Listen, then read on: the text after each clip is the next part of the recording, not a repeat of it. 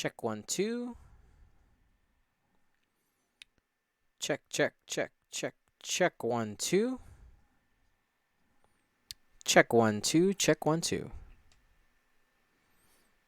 How's it going, everybody? Go ahead and turn that off. All right. Oh. Hopefully all you guys are doing good. We're going to be getting started here as soon as Will and Marcel show up. Slackers. Slackers. How's it going, everybody? Do some shout outs here. Let's see who's on tonight. We got Dr. Weston. We got Isophane. We got Firestorm Squadron Firecast. District Foundry. Whoop whoop. Gen Con Week coming up like soon. Missing Link 91, MG Rockwell. I hope everybody's doing good today. I've been working like a madman. Mad Chemist in the house. That's right.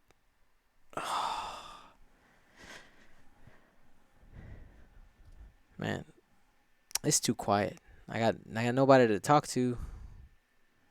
Put on some tunes. I need to put on this fan. Hold on, give me a second. I gotta put on some fans. See, somebody there just threw up the natties emoji. Very nice, very nice.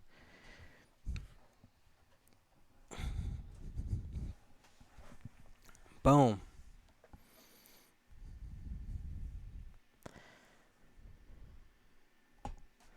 My co-presenter Phil is looking forward to seeing you at XTC. Yeah, man. Like I'm super pumped to just hang out with everybody when all this travel that's going up. It's kind of ridiculous and crazy. Looking at the schedule, we're gonna be talking about it later on today. But if you go ahead and type !events in the chat, that'll send you to a link that has all of the stuff that we're doing. Has calendars in different what are those things called? Time zones. It was kind of crazy. Excuse me.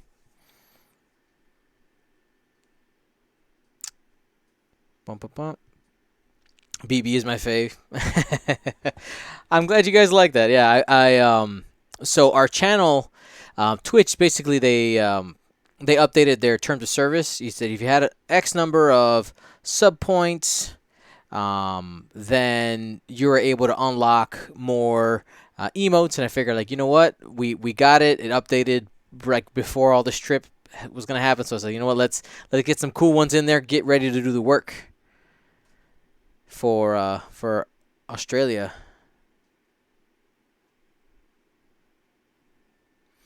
Are we ready for some giveaways this weekend? Oh man, yeah, we got some cool stuff coming. Real Fun Bobby, how's it going?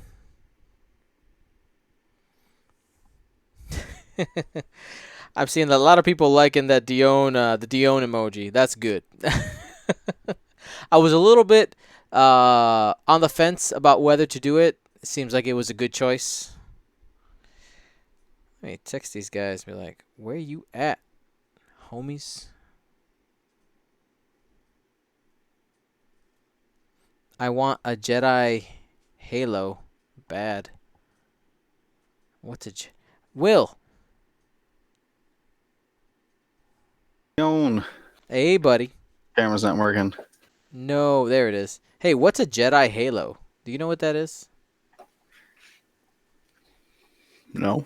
Not me either. I don't know either. Oh, maybe they're talking about the hyperspace ring? Oh, maybe. Maybe. Because they're talking about emojis. And somebody says, I want a Jedi Halo.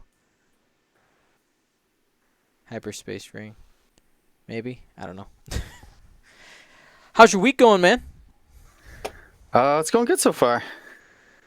I got out of work early today, so I was be able to get some little board games in with a couple of the guys. Nice. I've been in the preparation room. Yeah, getting everything ready. Man, You excited? I'm extremely excited, but also there's a balance of like nerves and worry. Like I'm terrified that I'm gonna forget something because I don't have to just prepare stuff for me. I also got to get stuff ready for you, and there's Mm-hmm. literally a cutoff point where I'm gonna be gone, and like if I forgot to leave out something for you, I I I Yeah. done would have messed up. So I'm like meticulously going through stuff. I just got in all of the because right, the rest of the world, like everybody has different types of plugs, right? Oh yeah. Yeah. Different outlets and different power, electricity. Now I let me tell you, this was totally planned, aka not planned. Every single piece in our setup, it has the ability to take 100 volts all the way to 240 volts. Everything in the setup has the capability to do that, which the chances of that happening are pretty low. Like the computers, like all computers have like that are laptops have like the block that lets you do that. Mm-hmm. But I would say about 50% of adapters nowadays can do the full gamut of power as long as you have the right plug adapter. And it just so happened that everything in both setups actually have that power capability, which I was like, holy crap, that's amazing. Um, so so then what I had to do is I had to then find a power strip. Okay, I had to find a power Mm-hmm. strip that could handle the wattage and that I could plug everything into. Like it it was kind of crazy. I figured out the solution. Like we're good. But it's funny. Like only because it's the slightly condensed version of the streaming setup is it going to be able to work. There was no way I would have been able to run like a third camera.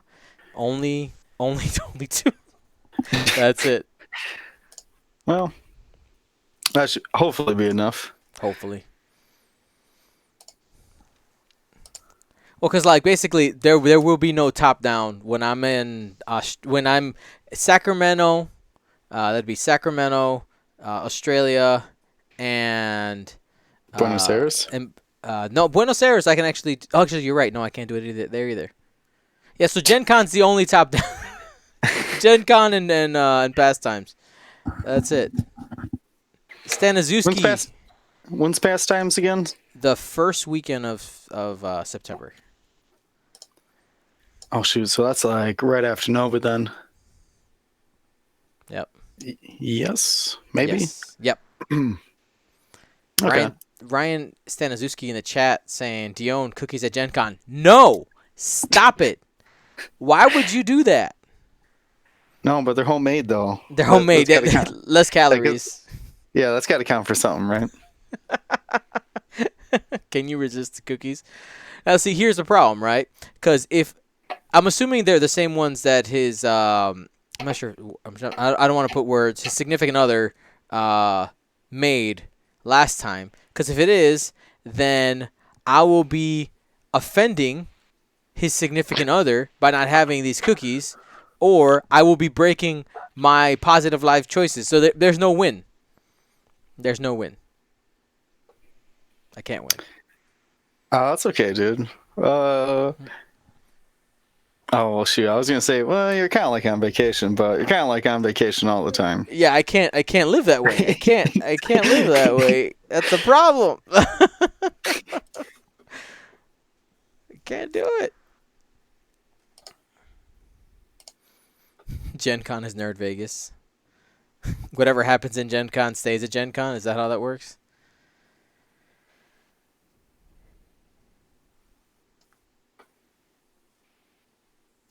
What happens there? Don't sweat it. No, that's not anymore. With the internet and nowadays, all you need is one person to spill the beans. One person with a mobile device. Just boom, wrecked, gone.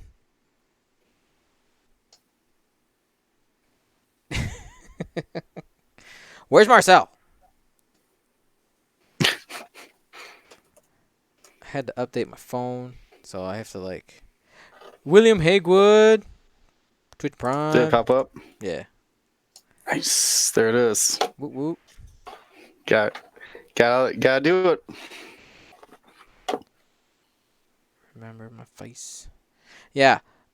People help Dion's positive life choices by eating cookies before he's tempted. Yes, seriously. Because here's the problem. Like, if Ryan comes over and says, would you like a cookie? I'm going to take them. Like, I will. So, Ryan, don't be that guy. Okay? I know me. I'm fully aware of myself.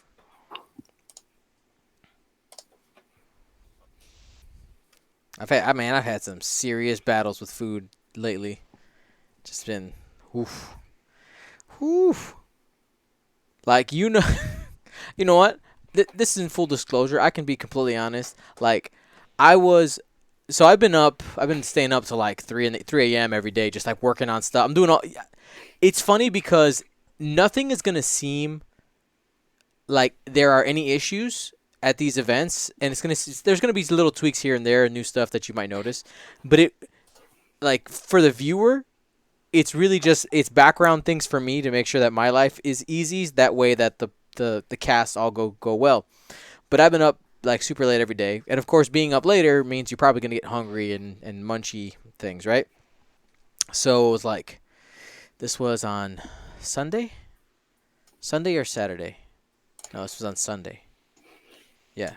So Sunday, like I'm up super late, and I was just like craving. I was like craving. I just, like wanted food, and we had like nothing in the house, like nothing even like healthy. It's like my options were like water or milk or flour, right? Like that's it. Like like like I felt like an addict, man. I was jonesing. So I was like I got all the way to my car, sitting in my car, thinking like, are there any 24-hour stores? Like that's how I was like, what am I doing? Oh my god, I don't need food right now. I just want to eat. I don't need anything. I like I walked to my I had walked to my car, sitting in the car, hadn't turned it on. I was like, you know what? I don't need the food right now. And I came back inside. I just went to bed. I went and lay down in the bed. And I couldn't fall asleep for a while, but I fought the temptation in that moment. But man, that was that was a bad day. So I just found out that Clinton has it's a Dropbox. No, that's the app. Drop through or something. I don't know. It's basically Uber for food. Oh crap! Because we don't have don't tell me have that. very many delivery places, but we have a lot of restaurants. And yeah, I'm like, now I can get food anytime I want. It's gonna be good. I normally cook at home though. It's too expensive to eat out. Yep. I don't know where Marcel is. He's dead. He's dead. He's dead. He's dead to us. All right. Well, I guess we'll get started and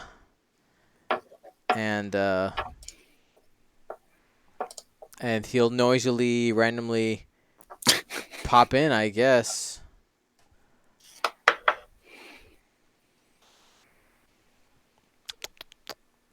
Notes. Bring up the notes. There are the notes. He's not looking at the notes. That means he's not. All right. Here we go. Party time. Recording. We are on episode 119, right? Does that sound right? I have no idea. We have so many episodes.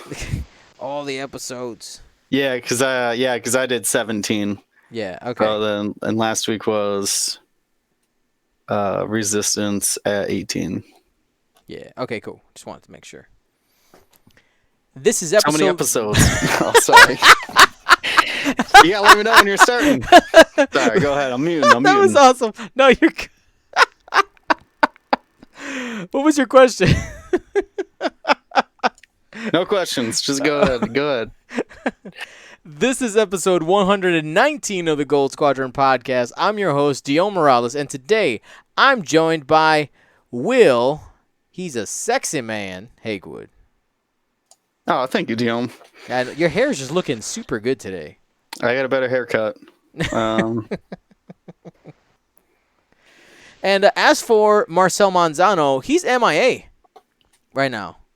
He's he's I'm, MIA. su- I'm sure he'll show up for list of the week. Yeah. Autopilot drone and just be out. All right? That's how it's going to happen.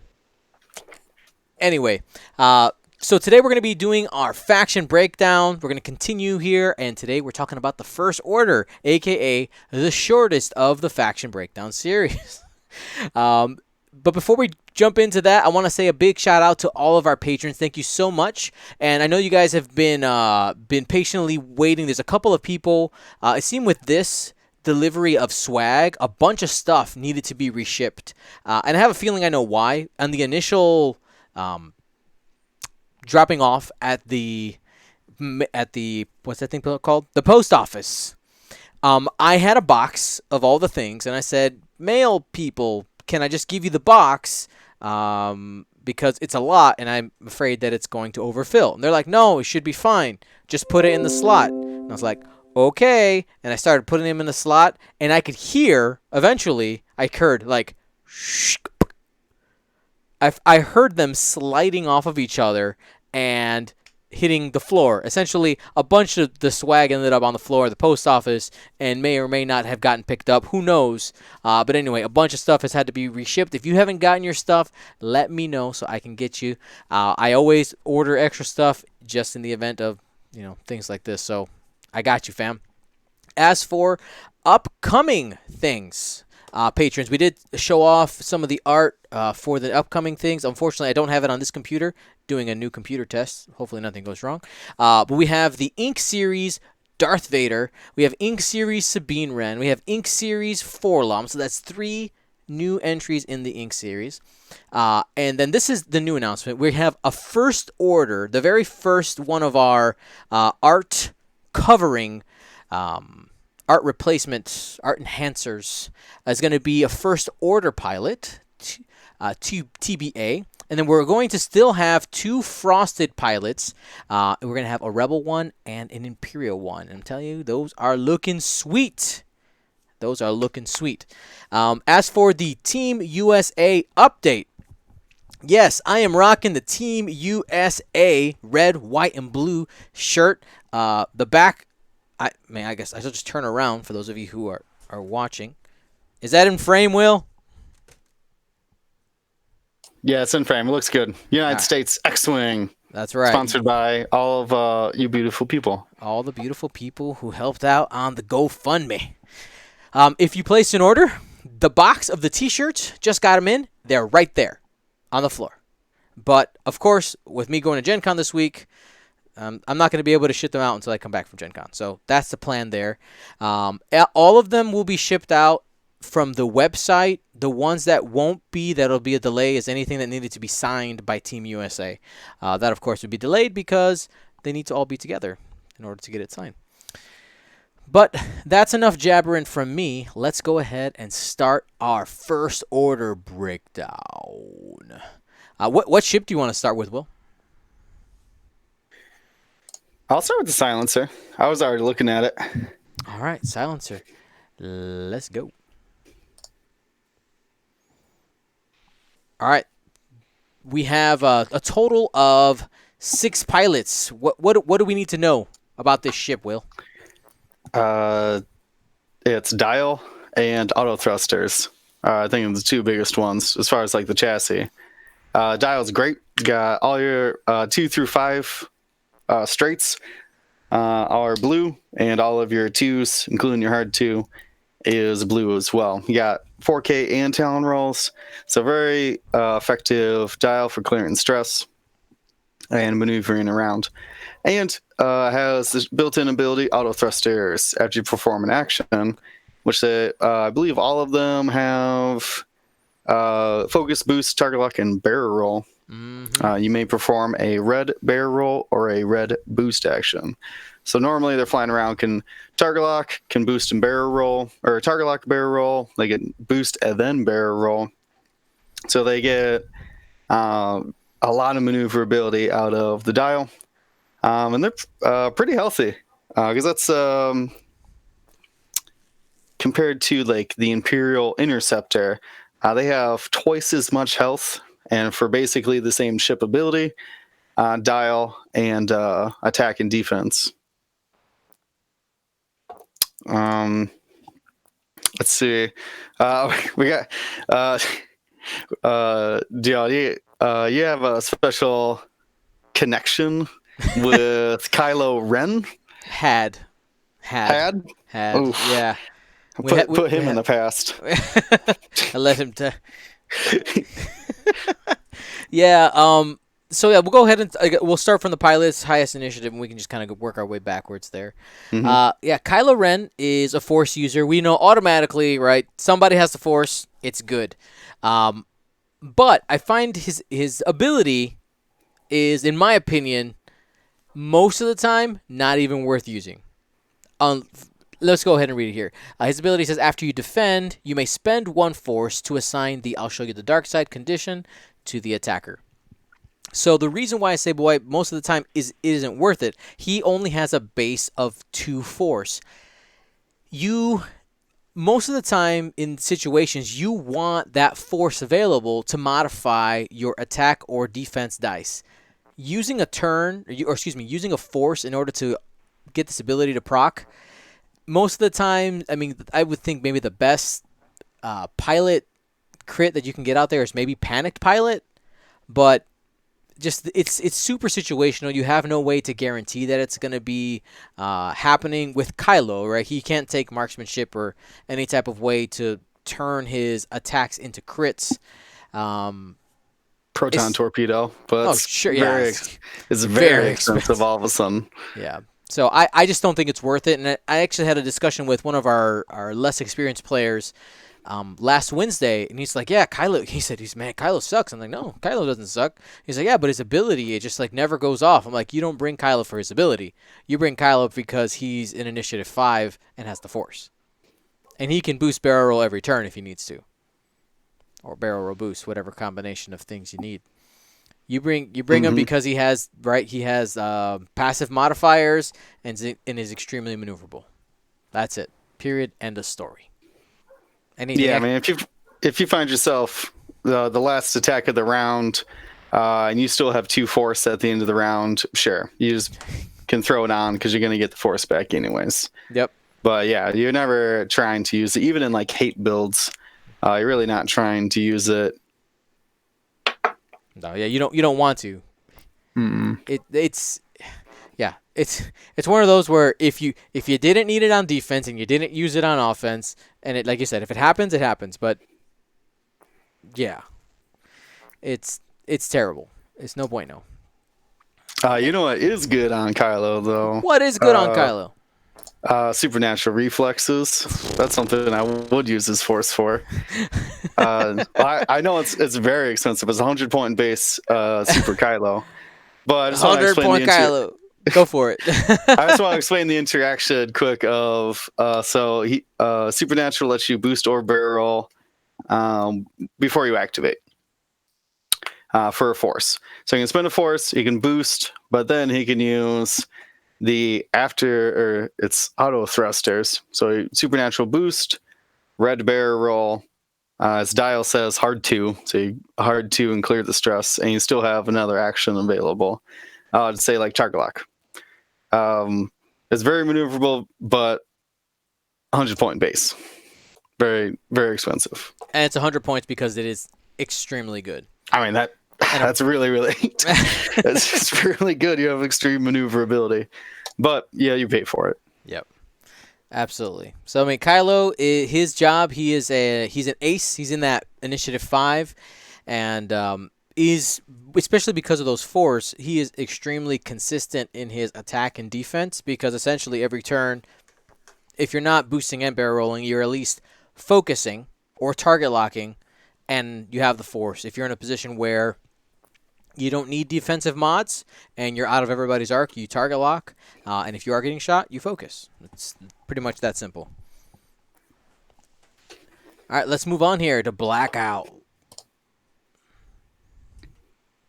Go for it. Blackout's the other Initiative 5 pilot. It says while you perform an attack, if the attack is obstructed by an obstacle, the defender rolls 2 fewer dice. So he's I think he's the only one of these ships that isn't taking Fanatical, in my opinion. He could take Trick Shot if he wanted to, just to maximize his ability, I guess. But I'll be honest with you, I think all the other ones, I'm just going to say the same thing of they should have Fanatical and Optics. Yeah, I mean, I'm gonna agree with you. Blackout. There's sometimes confusion when Blackout gets played. His overall ability, like the equal sign at the end of the text that he has on his card, is essentially Wedge's ability. Just for all the, the 2 less attack die, because you still get the 1, right? So it's I get an additional attack die because I'm behind on obstacle, and then I lose it and an additional 1. Yeah. Yeah, it's pretty good. Mm-hmm. All right, so let's continue down here. We got Recoil. Well, let me read the ability first. So you got Recoil. While you are stressed, you may treat enemy ships in your front arc at range 0 to 1 as being in your bullseye. Now, so what is this going to apply to? This is going to apply to crack shot, marksmanship. What am I forgetting here? Predator and proton rocket. So I mean, is it what's the best choice here if you're going in on Recoil? Predator. Yeah, I mean Predator advanced optics. Like,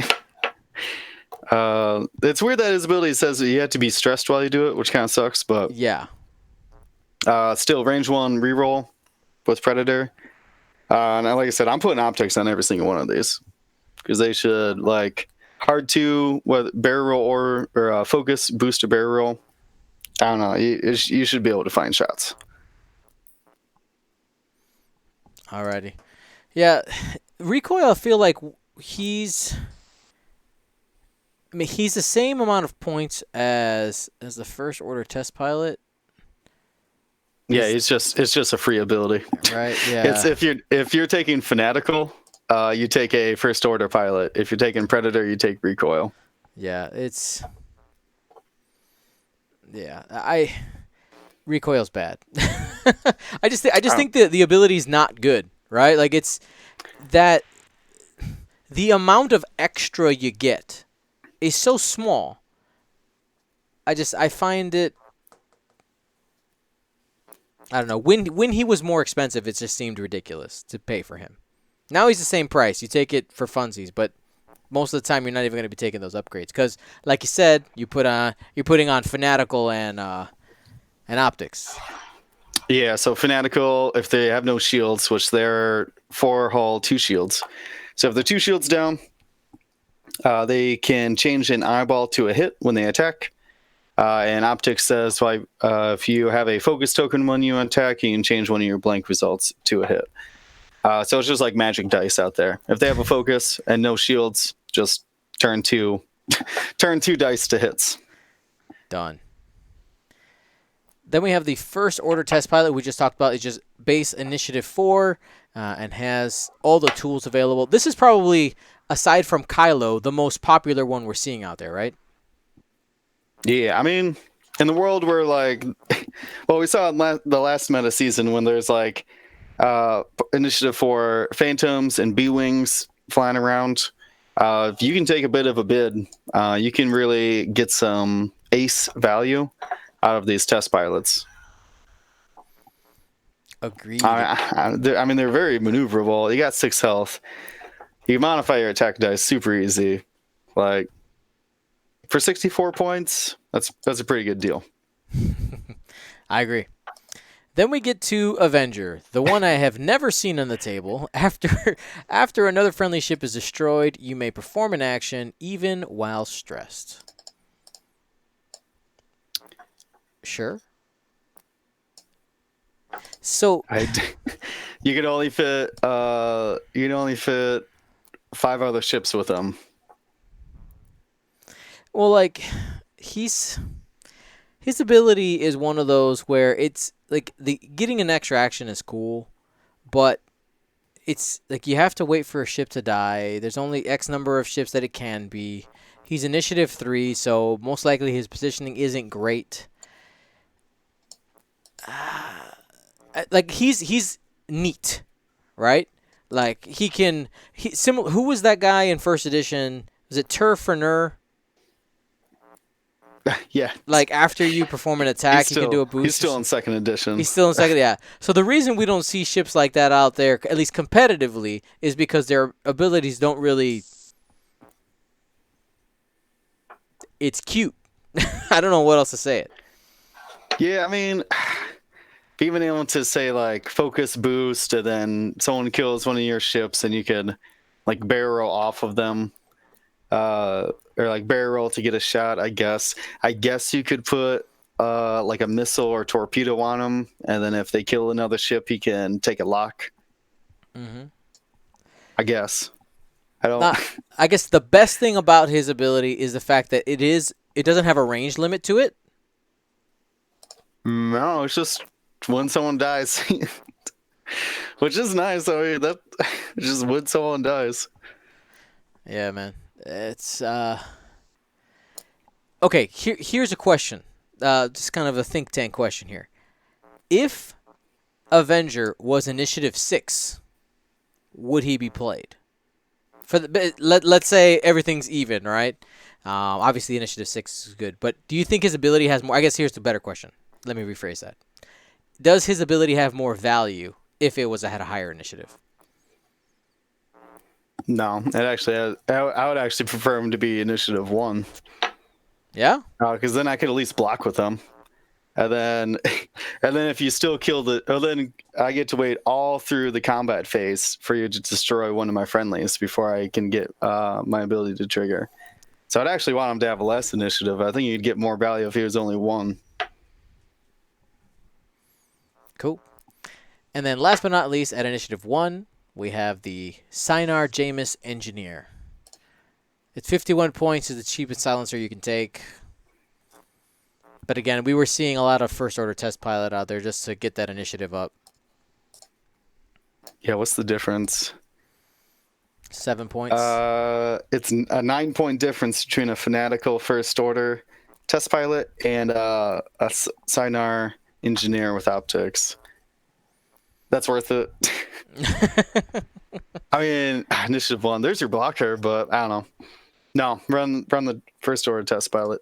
Yeah, I mean, but if you're looking for a blocker, right, you're probably not taking this guy. You're taking you're taking a FO if you want to do that. Oh, I'm not taking a 51-point blocker. No, no, thank you. Maybe they won't shoot at it. I mean, they might not shoot at it. Like that's fair, but that's interesting. It's the new meta, guys. Here's the strat: you do what your opponent thinks you won't do, and you bring the 51-point blocker. Tournament winning strategy, right there. I mean, you can get 3 of those in backdraft. That's pretty interesting. Oh. So, to sum up the TIE silencer, basically, Kylo's your best bet. If you want one out of there, usually you're only getting 1 in a squad, or you're doubling up with those first order test pilots with Fanatical and optics. Mm-hmm. Period. End of story. All right. What ship do you want next? I would say the next important ship after the silencer is definitely the Upsilon. The Upsilon. Let's hit it. For ranking them, just right after the silencer, but the Upsilons. So in the Upsilon, whatever. Leave your truth. Whatever feels good. 6 different pilots here. Who's the most important? Who's the best? Tavison. Why? He's only the middle of the road initiative 3. Why is he so good? Because he can get 3 actions around. Well, he can get extra actions. Yeah. It's What's it? super good. What's his ability actually read? So his ability says, after you suffer damage, you may spend 1 charge to perform an action. He has 2 charges. It's important to note that damage is suffered one by one. So you can get multiple actions off of one attack. Um, Yep. So if you could roll in, these things have reinforce. I guess we should break down the stat line because that does affect the Tavison discussion. Yep. But they got 4 attack out the front, 1 agility, 6 hull, 6 shields. And they have focus, target lock, white reinforce, white coordinate, and white jam. That's an amazing action bar for a support ship.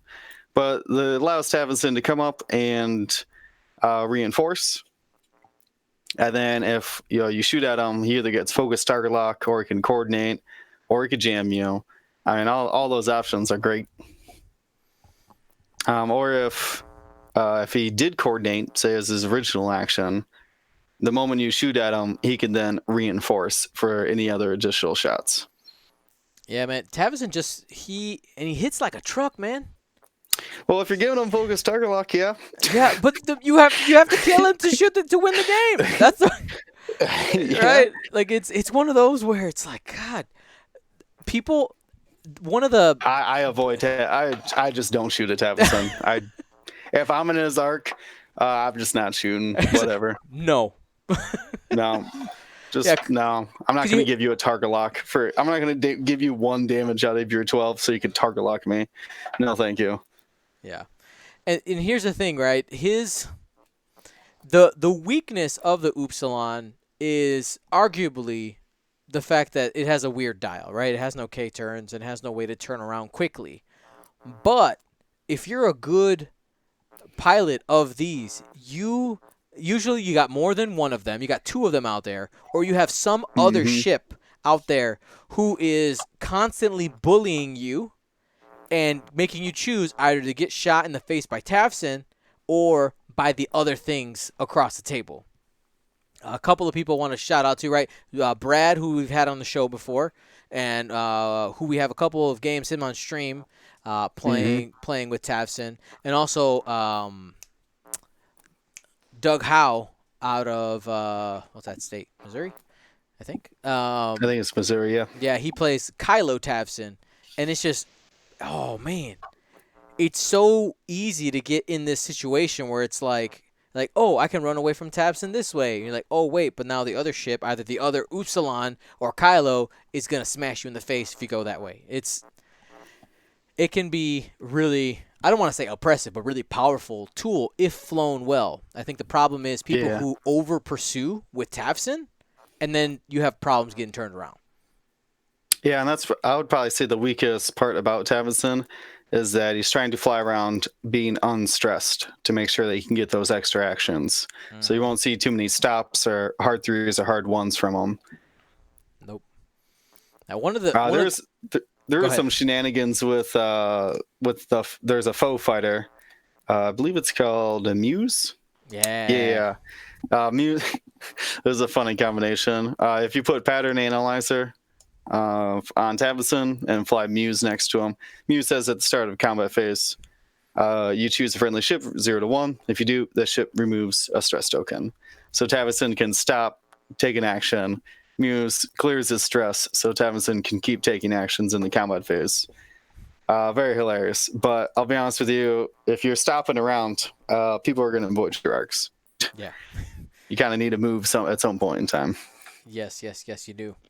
And cheeky blocking of Tavson, like purposeful blocking, has been a really cool tool that I've seen to get that arc at angles that you wouldn't expect. You're like, oh, he's going to have to turn, so he won't be able to point at me in 2 turns in this direction. And all of a sudden, they've done some self-blocks, and you're like, oh, man, I'm in this arc.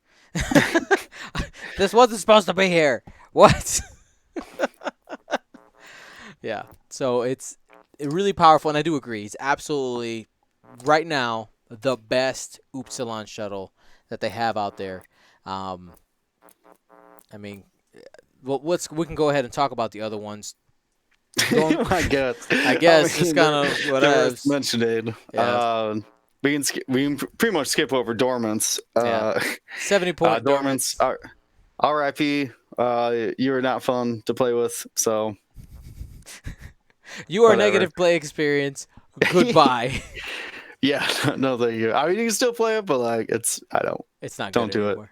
It's too many No, don't points. do it. So for anybody who wants a little history lesson, if you don't remember, you would take dormants with hyperspace tracking on like Hmm. with two other of the Upsilons and be on other side of the table and just nuke things. Yeah, it was terrible. Anyway, Captain Cardinal, not competitive. Price did go up in the last time, but something we Went haven't up? really seen. Oh, I guess Yeah, they all went up. They all went up though. yeah.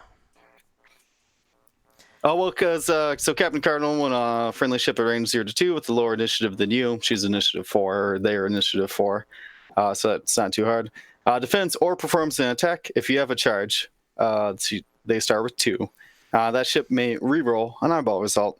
And then after an enemy ship at range 0 to 3 is destroyed, you lose the charge. So as you kind of kill things. But I guess foes went down Mm-hmm. in the last points update. So if you're trying to utilize this ability, it did get cheaper. I don't know. It's weird. Rerolling eyeballs is not good. That's not what I want.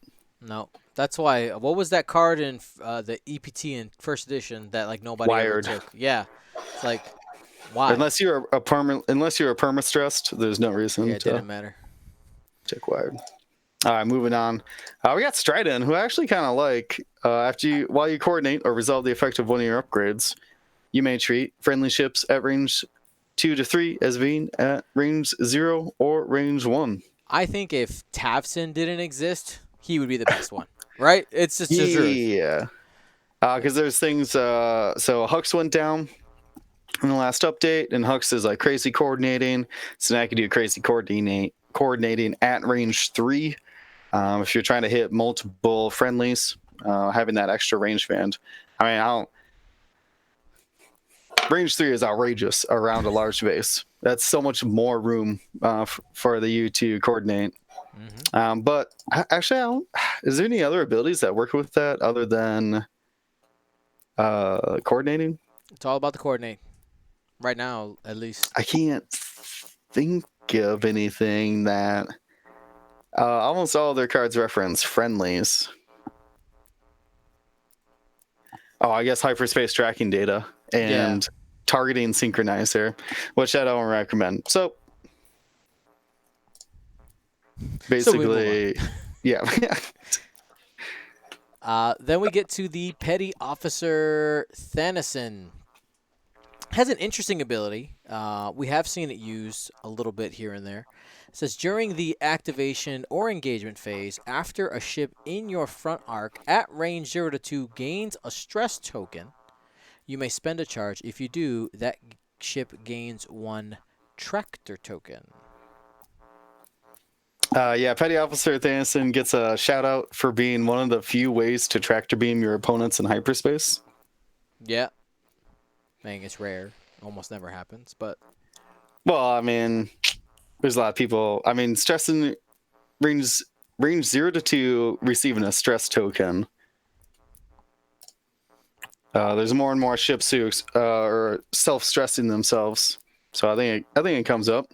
yeah, I mean, I guess the opportunity can, but if you're rolling up and you be like, I stressed myself next to this rock, you just been tractored, right? Stuff like that. It would be a choice, like excuse me, not a choice, a mistake. You don't choose Well, to I mean, stress. maybe you dialed in a red maneuver. Maybe you did. Maybe you did. Petty Officer Thanison found you out there doing red maneuvers. Got him. I don't know. I agree. Spending 4 points to have less initiative than the Star Killer base pilot is weird, but man, I do love tractor beaming people. Everybody hates being tractored. No, my I mean, H. but like think about this though. Poe comes into your arc, right? And his barrel's not going to get him out of arc. So instead of being able to take his second action to stress himself, he just doesn't. So he just comes up and focuses. So just spending those 4 points would be like, no, you can't target lock me. Yeah, a denial of action. Fact. Fact, fact, fact. But I think most people, and I think what we can move on here, most people are just choosing to save the points and just take the Starkiller Mm-hmm. base pilot, right? Base Yeah, initiative you get 2. initiative 2. Just there's something just said about that these days, anyways. And only 58 points. That's so cheap for a 4 dice gun out there. Mm-hmm. On 12 health, Yeah, and that's can't the go thing. wrong. Like that is gonna be. It's gonna stick around a few turns.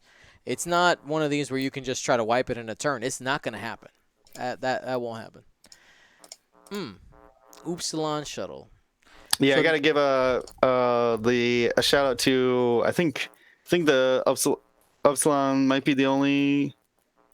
Well, I guess other people could take it with Swarm Leader, but the tech, the first order only biohex crypt codes mhm. requires the target lock. Says while you coordinate or jam, if you have a lock on a ship, you can spend that lock to choose that ship, ignoring range restrictions. I think this is if you're running the cheaper ones or even Tavison, the 1 point biohex codes is super nice. Tavison, like in the middle of combat, can coordinate super long range. And same thing with the Starkiller base. If it ever needs to disengage, and it's not target locking too often, it's too busy reinforcing. Mhm. Cheat codes. Yes, cheat codes. Basically. Awesome. All right. So after talking about those two ships, most of the, at least from the meta we just left, are transitioning from. Um, most of the list building revolved around essentially having some type of TIE silencer, cough cough Kylo, Yeah. and some type of combination of Upsilon shuttles. A lot of people are running Phasma with it because giving stress is good and trying to prevent people from K turning behind you. We might see a little bit more Phasma, especially with the cost of Leia going up again. What do you think? I think Vasma is good. This card says at the end of the engagement phase, each friendly ship at 0 to 1 that's not stressed gains a stress token. So it's stressing people out, like you said, to prevent K turns or taking their actions away, things like that. Super good.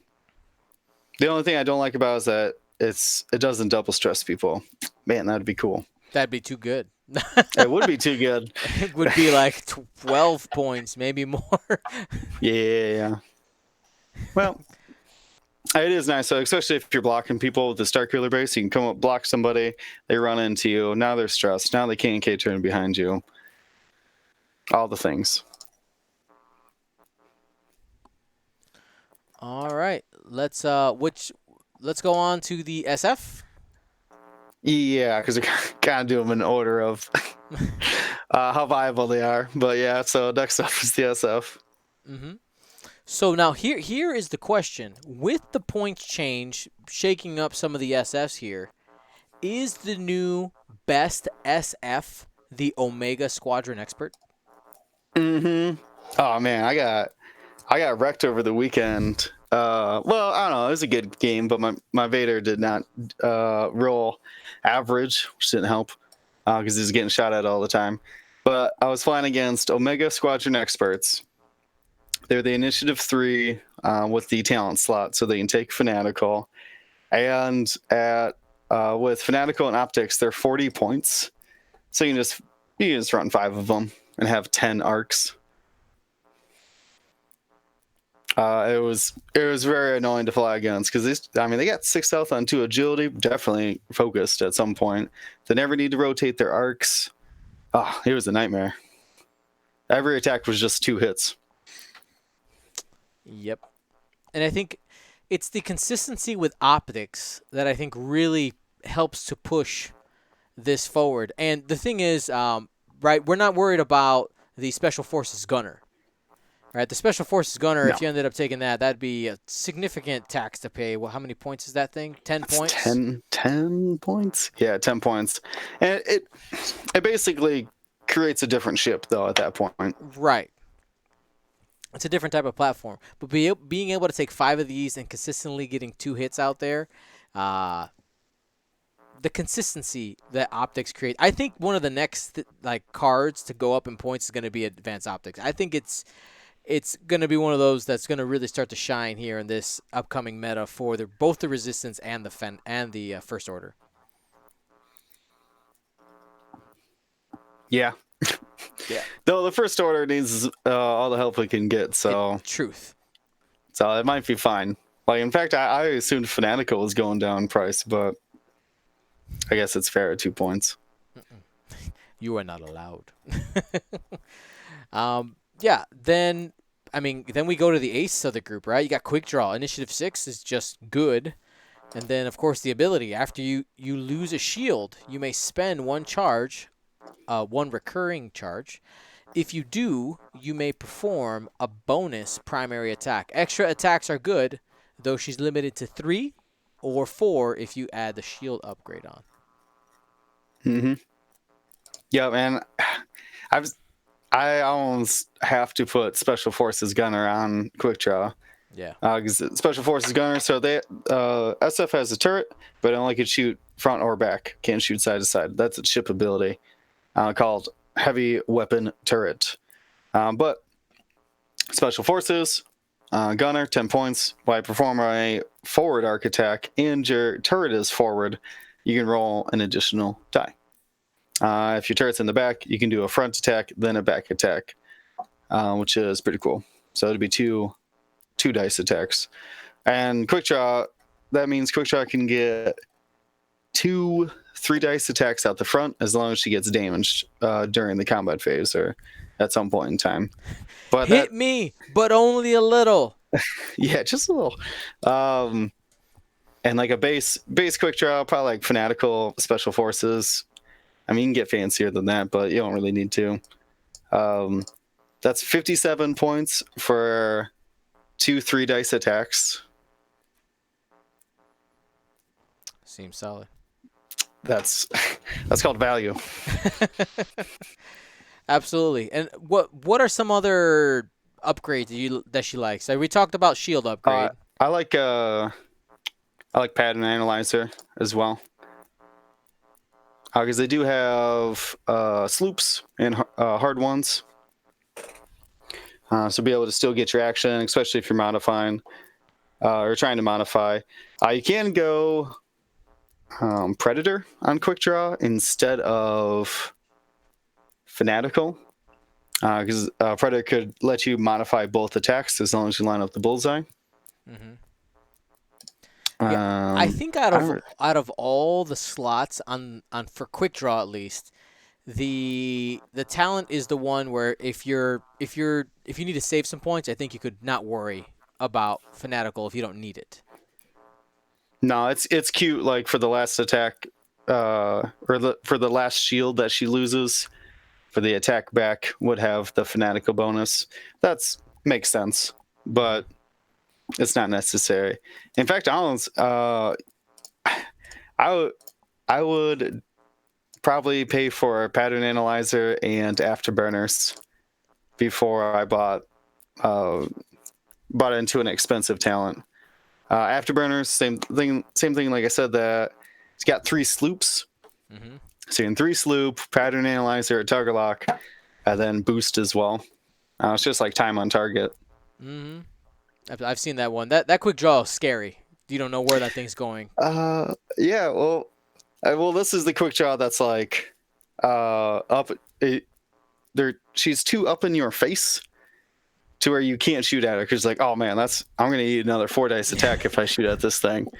But so you will just ignore her, and then she sloops behind you and keeps pursuing you, and you're like, oh, now I really can't shoot at this thing. Stop it, girl. Absolutely. Oh man, yeah, we're gonna be giving away some Quick Draws in the upcoming streams. By the ways, fancy Quick Draw. All right, Quick Draw. Let's talk about the least loved of them all. Backdraft. Oh man, Poor Backdraft. I like Backdraft. It's so It's not bad. terrible. I mean, compared to his friends, he's No, well, yeah. I mean, the generics are just so efficient. Yeah. Backdraft's ability says while you perform a turret attack, If the defender is in your rear arc, you can roll an additional die, which is nice because you don't need to take the special forces gunner. You can keep backdraft a little cheap. So I'm just fanatical backdraft or naked, whatever. Just fly around trying to shoot rear arc attacks, and so maybe just optics. I don't know. Yeah, That's the reason why I like backdraft is you don't really have to invest much into her. You don't need the gunner. You can probably just go fanatical optics, yeah. My which is what it sounds like. Sounds like that's what I'm putting on almost every of these it's an efficient ships. combo. It's a It is. super efficient combo. It is really good. Like getting 2 hits is really good. Yeah, Consistently 2 hits. That's A+. Yeah, but you're 5 more points than the Omega Squadron. Yeah, But you get and an they're at the same initiative and an extra dice. I mean, a conditional extra dice. Here's my problem with backdraft. Like I've played against a few people trying backdraft, and they're like trying to get me to chase backdraft. I'm like, no, no, I'm not gonna Yeah. chase. I'm not gonna chase you. What? I'm not. Yeah. I make some crazy decisions at league night because it's league night. But when it comes down to it, like a competition, I'm not gonna chase backdraft. Really? Well, I mean, an interesting you could do is just put pattern analyzer on backdraft, and then just sloop in front of people. Here, I present my butt. Pow pow pow pow pow. I mean, it's not a bad idea. Strategy. And then we end up with the Zeta Squadron.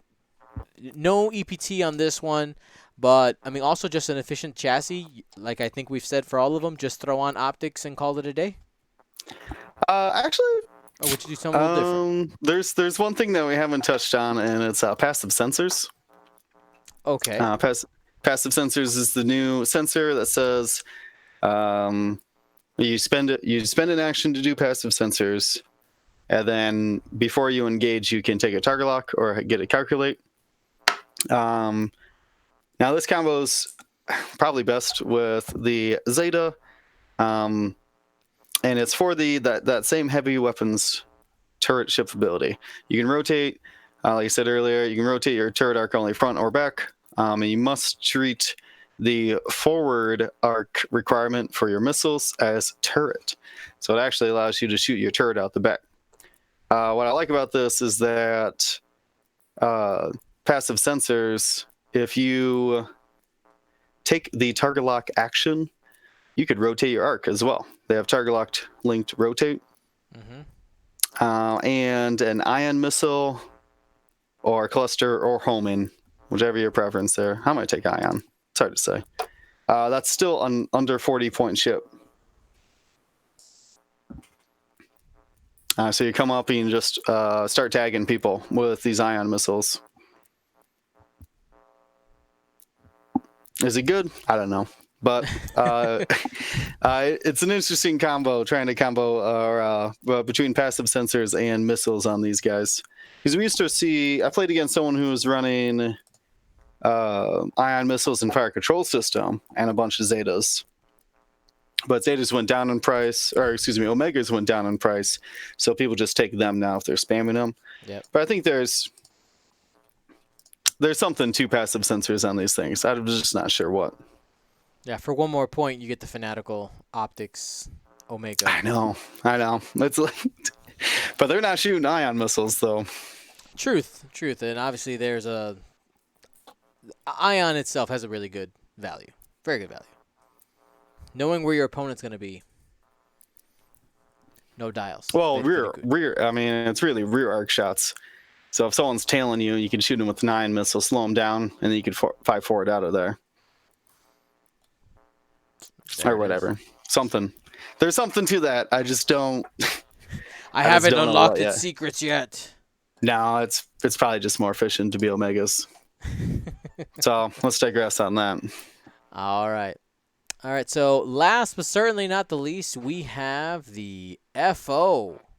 They have a ton of pilots, just like the regular Imperial TIE Fighter. We don't see very many of them. And I think Why, So Dion? Why? why? They're TIE fighters. They have great dials. They get a shield. They can take optics. Why can't we? Why don't we see them? Well, I think just the base efficiency of the FO Tie Fighter, just compared to the hard hitting, like I think it's a mentality thing. If you're gonna take a swarm or a swarm type list, you're gonna take a Hmm. tie swarm, like a Imperial tie swarm, because they have better tools, aka Iden and Howlrunner. Yeah, These fact. ships, they are they're lone wolves. They don't really have things that work well together. If you have an FO in your squad, it's usually just one. I mean, mind you, if you're trying to build a competitive squad. Um, but I just think the issue is that they don't really do much, and none of them have like amazing abilities. I'll just kind of point out the ones that I think are okay or notable. So I want to start by talking about Midnight, because Midnight, at first it was like, oh, we got to run Midnight because that's like Omega Leader from First Edition, but no, it's not. It's not. While you defend or perform an attack, if you have a lock on an enemy ship, that ship's dice can't be modified. Which sounds great, but that also means you can't do things like juke, which is what immediately people are like, "Oh, I'm going to juke you." Like, no, you can't do that anymore, which lowers the Hmm. efficiency of this ship anyway because it's only throwing 2 attack dice, and you're usually average. That's 1 hit, and if you have, you know, a focus out there, maybe you're getting 2. Uh, it's just for the cost, just not great. Um, I mean, just the other one that we saw quite a bit was Null when it had an EPT slot with squad leader because that cheap of coordinate in the first order was really good. And other than that, I mean, I think the only other one I've actually seen on the table is TN3465. Tina? Tina, Yeah. yes. That is. Yeah, that's actually you brought up a funny thing. Is I was double checking to make sure it fits. Yeah, so I saw an interesting Tina build last weekend as well. So he had Tina out there naked, whatever. Her ability says she's initiative 2, by the way. Just keep that in mind. While another friendly ship performs an attack, if you are at range 0 to 1 of the defender, you may suffer 1 critical damage to change one of the attacker's results to crits. Pretty random. But she's initiative 2. So if you pair her up with other initiative 2s, like, say, 4 Zeta Squadron Special Forces Gunner TISFs, they can Tina can shoot, and then all of these other ships, all 4 of those other Zetas, could shoot at initiative 2 and basically kill her in combat phase. Yeah, and they're shooting 3 dice out the front, so you can get a free Tina.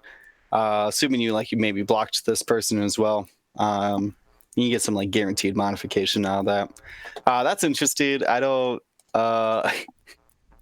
I think Tina's definitely the funniest one. She is the funniest one. I'm sorry, and I did fail to mention another FO. I guess All right. the best one, I think base chassis best one is Can I actually can I take a gate?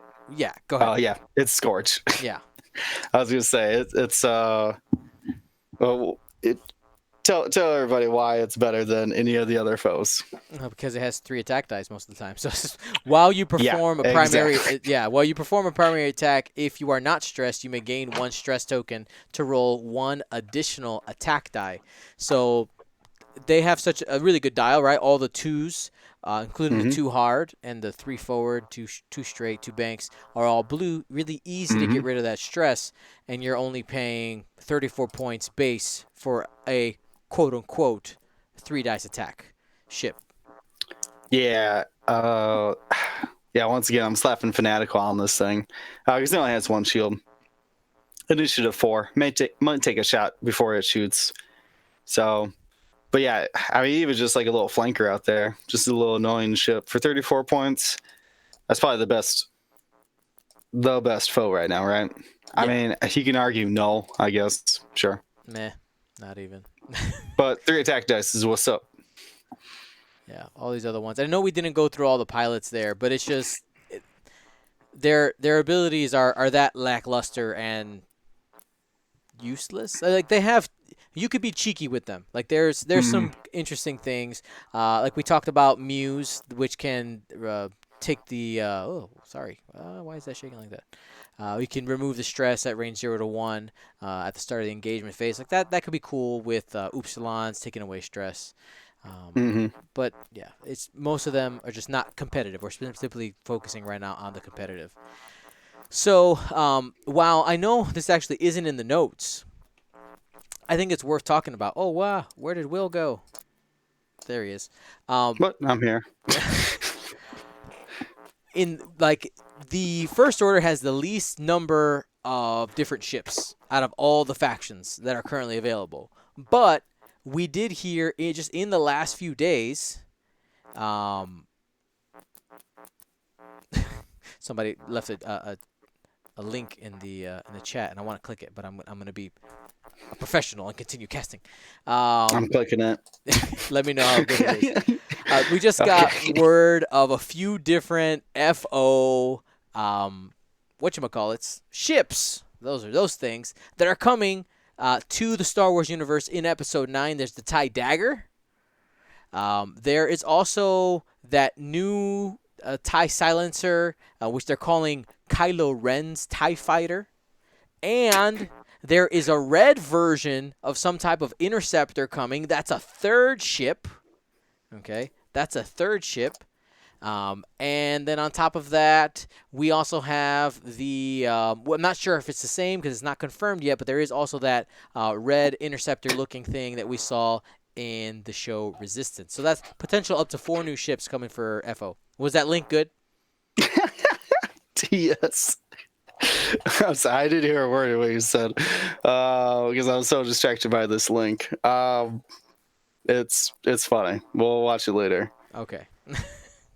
It's just a clip of the show. It's pretty funny. Awesome.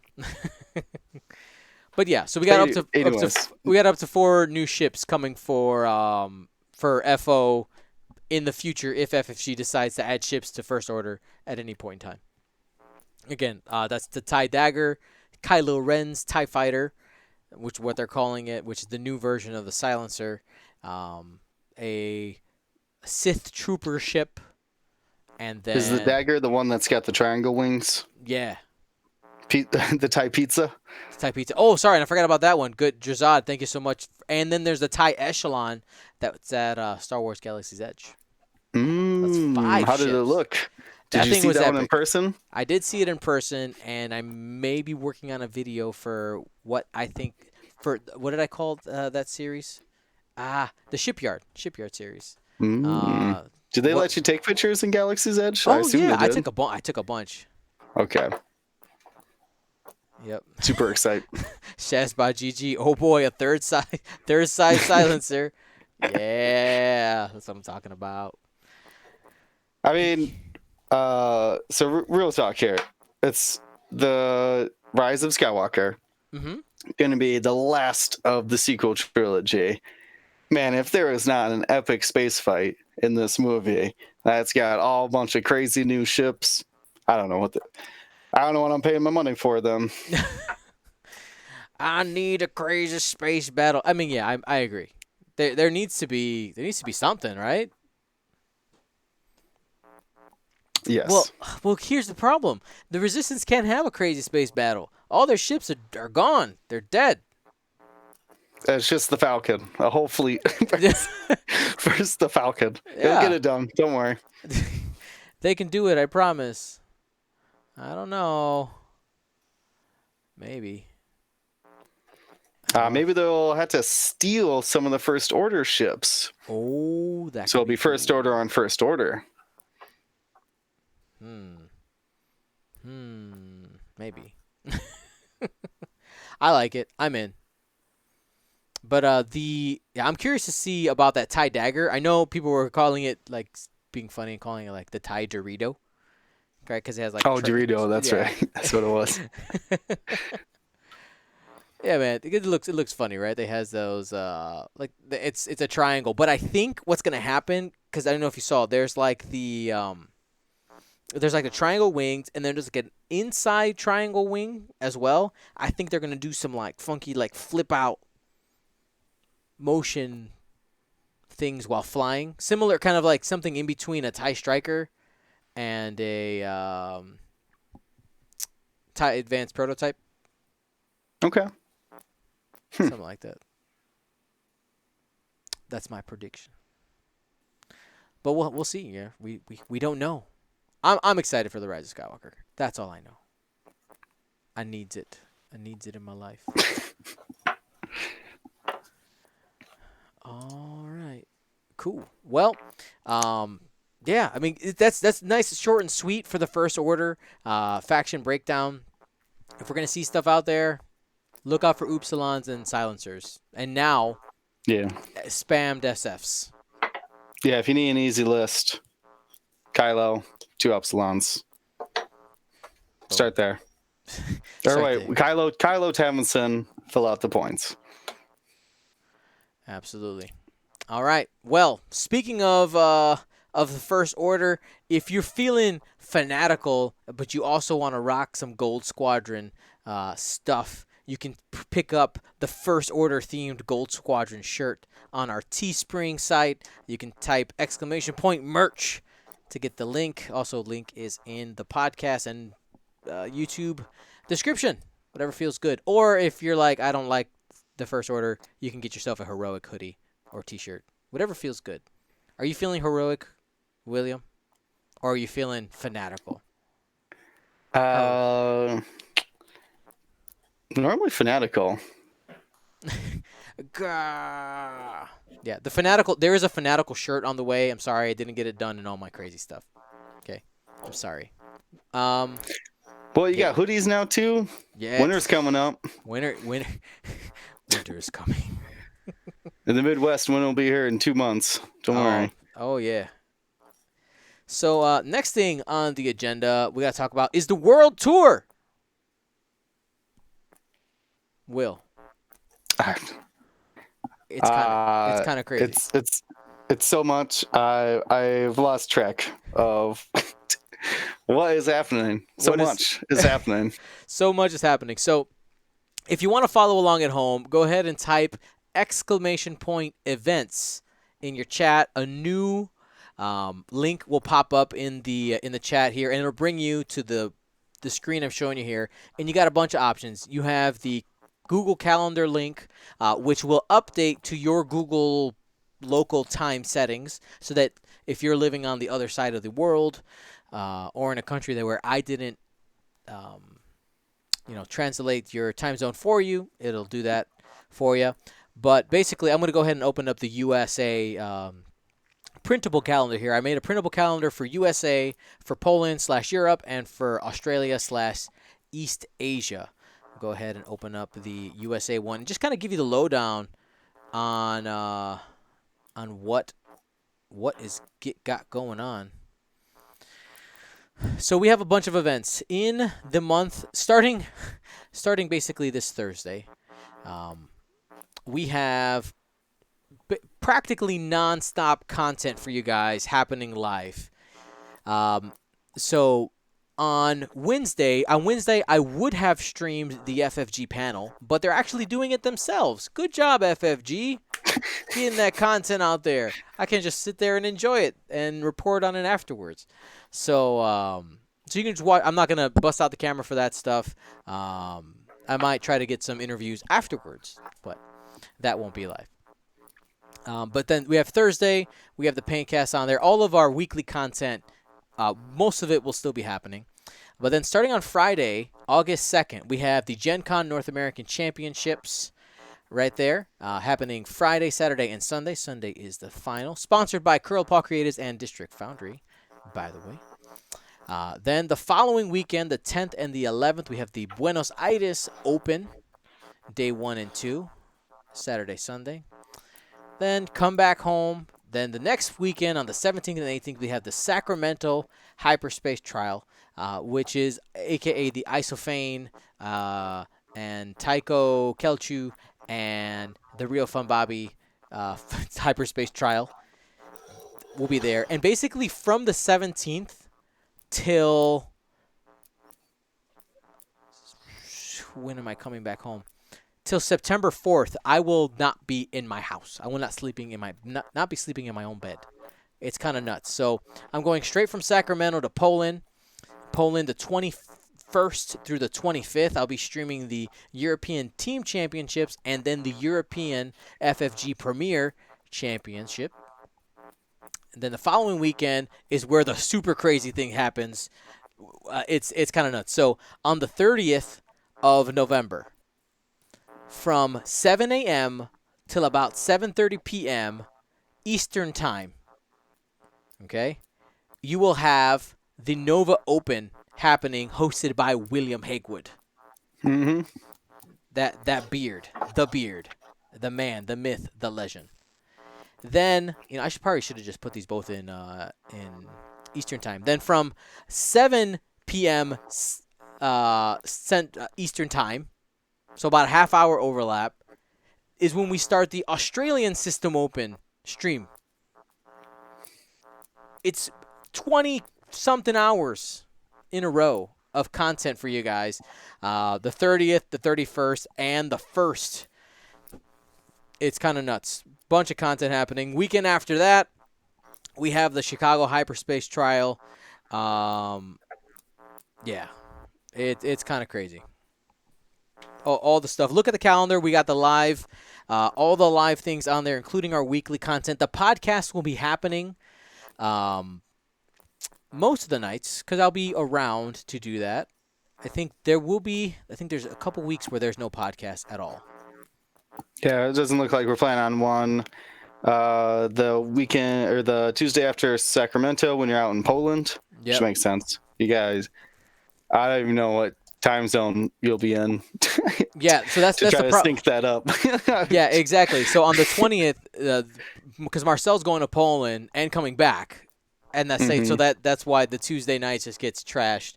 So we won't have a podcast for a couple weeks. But guys, there'll be plenty of live. There'll be plenty of live stuff. If you're feeling super lonely, maybe I'll hit up Will. Like, Will, can you just talk to the people on a Tuesday night for a little bit? Just William maybe we'll play some Vassal, getting ready for the championship season, I guess. There we go. Maybe people want to get some practice in. Maybe by then we'll have an idea of what the meta is after tournaments. We might have a small idea about what's good in the meta, and maybe we could practice some lists. Absolutely. So to recap, that's 1, 2, 3, 4, 5, 6 weekends in a row of non-stop X-Wing action. We got X-Wing happening during the week. We got Paintcast. We got Podcast. We got Echo Base. We got all the content you need. And then I'm going to take a couple weeks off. That's the plan there. Because, that is a lot of stuff. Am I forgetting anything, Will, about the whole world tour? No, I think it sounds great. All right, let's hit I'm it. excited. Yo, yeah, it's gonna be great. What's gonna be a little bit weird is streaming, like doing the full day streaming, but doing it across the world. Like, I think there's gonna be a lot of people who don't get a chance to watch the USA streams that I do live, who are gonna get a chance to do it, who are gonna get a chance to watch.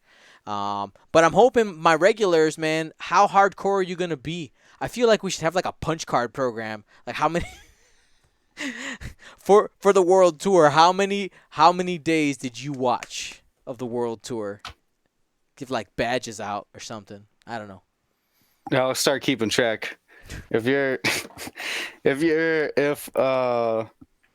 me and Dion catch you watching, we'll do something special for you. Oh my God. It's the Gold Squadron stream watching challenge. Can you watch all of the Nova Open and the Australian System Open? Got to watch it all. I'll give you a trophy for that one.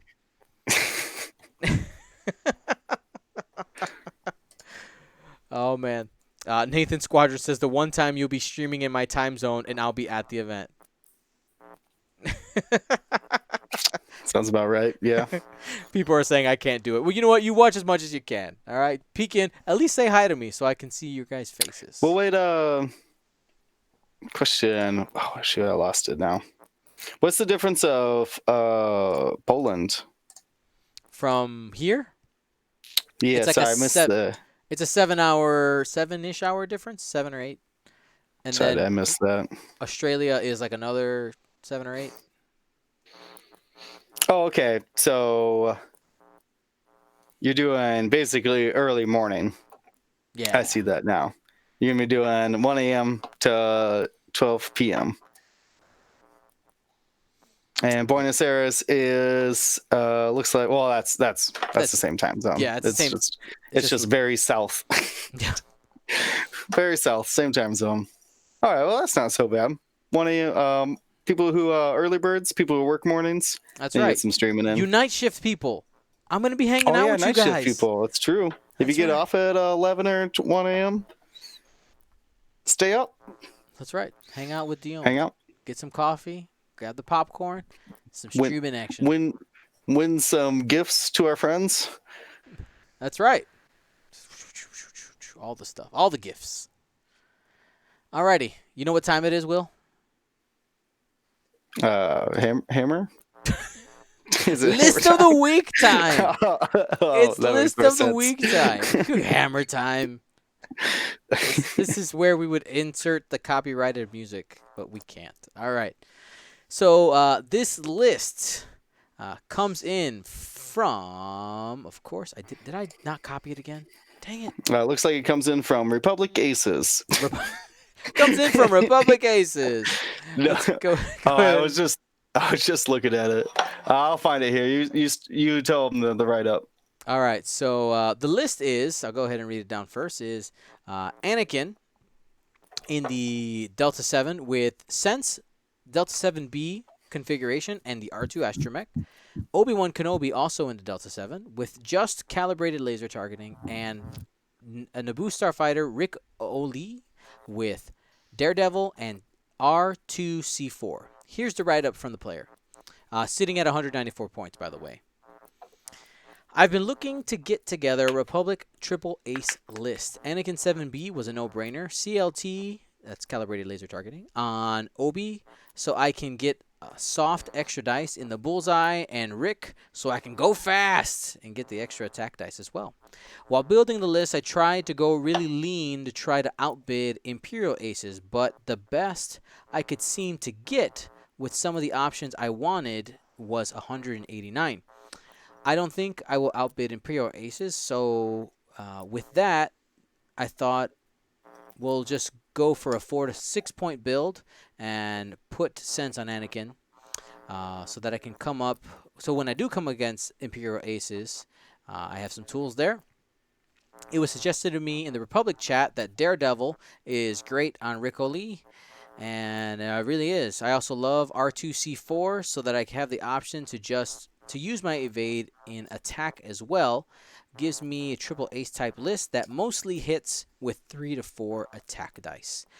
Gets double mods and a bit of regen in there too, plus Jedi, which is always worth. Happy face. And for those of you who don't know, I think out of all of the cards, I think everything's pretty common except for R2C4. R2C4 is the astromech on Rick Lee, saying while you perform an attack, you may spend one evade token to change one focus to a hit result. All right, Will, what do you think? The droid makes sense. That droid's like for Rick. So the the C4 droid. Mm-hmm. He's the only one with high enough initiative to where he'll most likely have an evade when he attacks. So that makes sense. I can see that combination. Daredevil's interesting. I'm trying to map out how. So hard 3, hard 1, and then you're 3 bank, hard 1. That's interesting. I don't know if I like that personally. I could see how you could get some good use out of it. Definitely be squirrely with it. So I don't know. I'm hesitant on Daredevil, and oh, I struggle to not put um,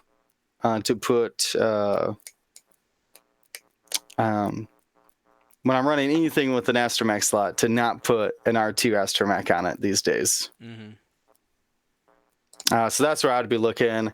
If you're trying to get a bigger bid, I think you could. I think if you can drop down to like Predator or Crackshot and an R2 droid, that would get you a couple points. Just 3 though. It's hard to say. I guess if you rip Sense off, now you got a 14-point bid. Now you got a real point or a real bid at that. But it's hard to say. I don't think it's a bad combination. I just want mods. I want that Predator or Crackshot or something on Rick. Shoot, even Lone Wolf wouldn't be too terrible. I don't know. Rick's a versatile platform, so a lot of things should be good to them. I'm interested in that Daredevil about because you're mostly 3 banking then.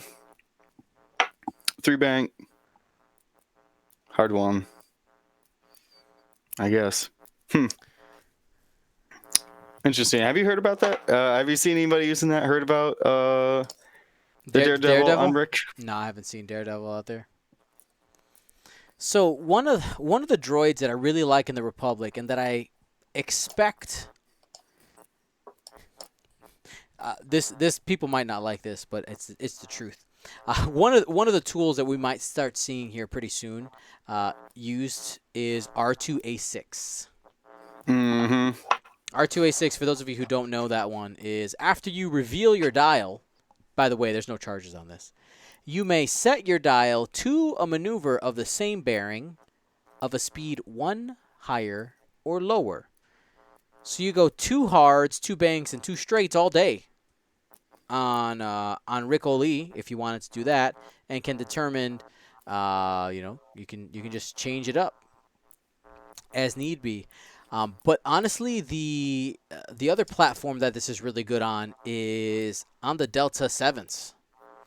So one because like I want to go to a fresh one here. One of my issues with his list is like he's in this weird spot where he's not really going for a bid, but he wants a bid a little bit. I think I would either have to make the choice.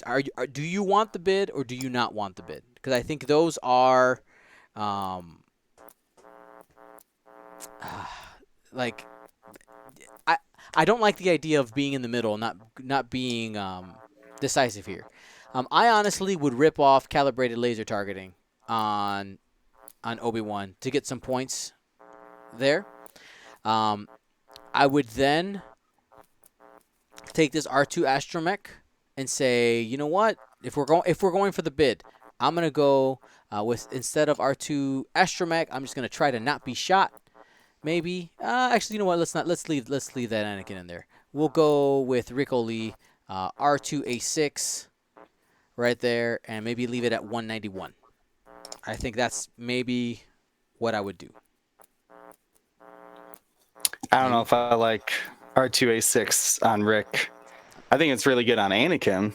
It is. It's amazing on Anakin. Yeah, it's Anakin with supernatural reflexes, and this is really good. Okay, well, we're going to have to take out Obi-Wan to get that on the list. Correct.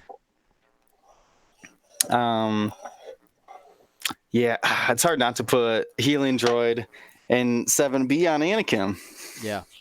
And I think we're running into the issue that I ran into when I was squad building for last week in League is Rick plus 2 Jedi is really awkward to build. I got a suggestion, and I think I'm just gonna make both of them.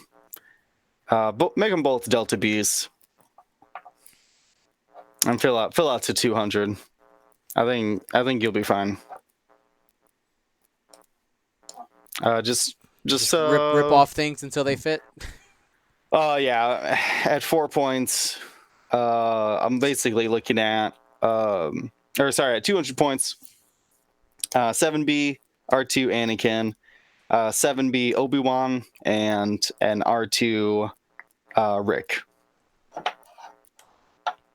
And just have points on the board, kill things. There you go. I think if you wanted to be maybe if since you're not going for the bid, how could we get sense in there? I know you can't. You got to drop the healing droids. And I would rather put sense on Obi-Wan, by the way. Okay, yeah, I'm just kind of throwing it up there. Oh no, I'm just saying. The original list had sense on Anakin. Anakin's got to be modifying his tech dice. So you got 5 points. I don't know. Maybe. Yeah. So sense delta. I don't know. It's hard to say. I don't know. It's a struggle as well. I think there's definitely something there between Anakin, Obi-Wan, and Rick. Just depends. I don't really feel like. And I think the thing is right. We want all the toys. You can't in this list. You can't have all the toys. On all of them. I'm still hesitant to bring the calibrated laser targeting, unless I'm a very cheap like support. Delta 7, like a Plo Koon or Luminara, CC-Teen, all those guys. Maybe with Obi-Wan. I just don't like it on Obi-Wan. Yeah. Might as well. It's still just too inconsistent. To spend 51 points on a 2 attack dice ship. I don't like it. Agreed. Well, how about this? We'll kind of meet him in the middle. We took off the healing droids. We got 7B on Obi-Wan. We got sense in there. We can give him back his R2C4 for his modifications on Rick. There you go. And we're at 200. There you go. I like that.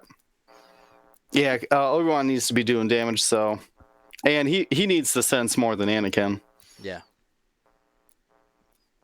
And you could, and the thing is, like, you see the information, you still can use it for Anakin. I think it's most important to get that on the ship. That's going to be kind of in the mix. Because Anakin wants to be doing his old arc dodgy thing in and out of the fight.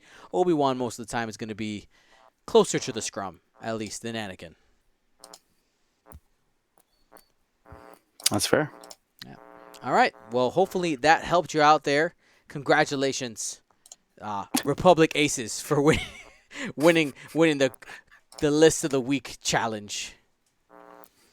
Alrighty. So last but not least, sorry. That was I just had that pulled up too. That was from Luke Bredin. Oh, there, yes.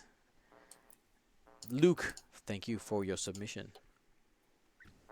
Alrighty. Here is today's question of the week. Question of the week comes from Crazy Vulcan. And it says, should MOV be removed in favor of points killed to determine the winner instead of surviving points? If the issue with slow play is that players are more focused on keeping their lists alive for more MOV advantage the next round than killing the opponent, would changing the scoring structure make that difference?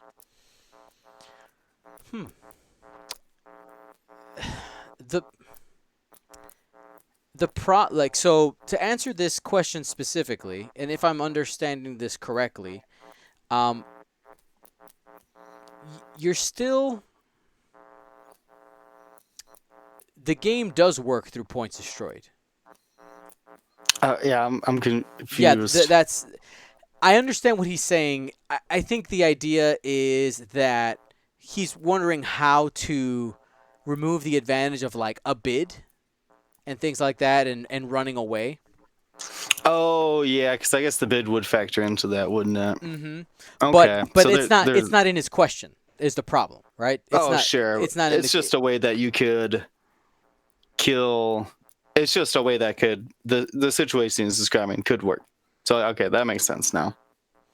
Yeah, and I think overall the idea we'll kind of address your idea, Crazy Vulcan, more than just your specific question, but what is a possible change to the scoring system that would encourage people to engage? And I mean, that's a I tough got one. I got a What do you couple think? ideas. Hit me. First one is that you should have to forfeit your bid. That's why you pay to choose first player or not. Ah, okay. So that is points. So you brought a 20-point bid. I've just earned 20 points Yep, if we're that's playing again. what you had to pay to choose first player or not. Okay. I mean that I That would wouldn't be opposed to simplify that. that would simplify bids real quick, Hmm. Well, right? Like, because you're paying for it yeah, essentially. yeah, because you can't just hold on to it for MLV later on. It is at that point a double sacrifice. You need to sacrifice points out of your list, and you need to sacrifice points destroyed each game as well. And that's just I don't like bids. I don't think it's the best. I also don't like a lot of things, but um, as far as the getting people to attack each other, that is a way to force that. So now, if you do bring a bid, so you brought 5 points, deal, and Yep. I only brought a 1 point bid, so I couldn't find an upgrade or something.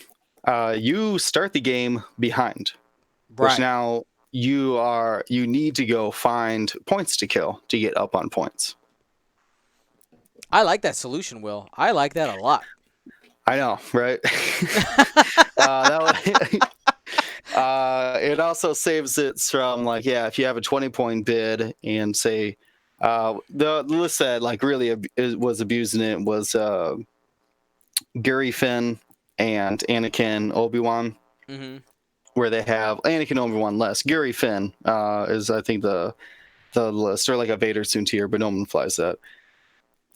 And it's that half your Gary, a 1 health Gary at 75 minutes is still worth her like 50 plus points plus your 20 something point bid. So at Right. 75 minutes, as long as you have Gary at 1 health, you still hold on to 70 points, Right. And which doesn't make any sense. there's no way to half points the bid, right? Like that bid is No. locked up until the very last ship gets off the table, which has been a problem of the game since its inception.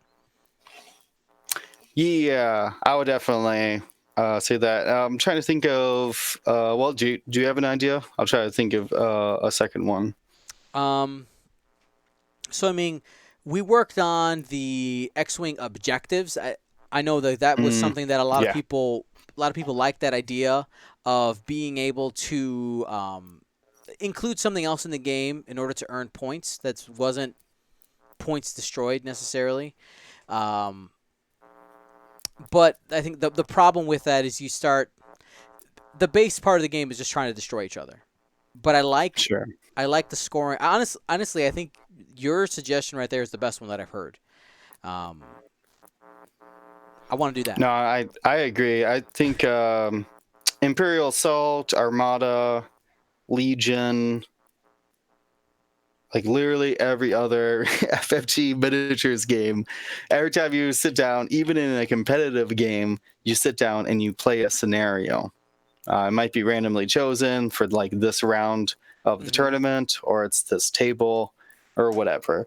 But it's like one of 3 or 4 options. Imperial Assault's a little bit crazier because it had a lot of scenarios, had like new scenarios and things like that.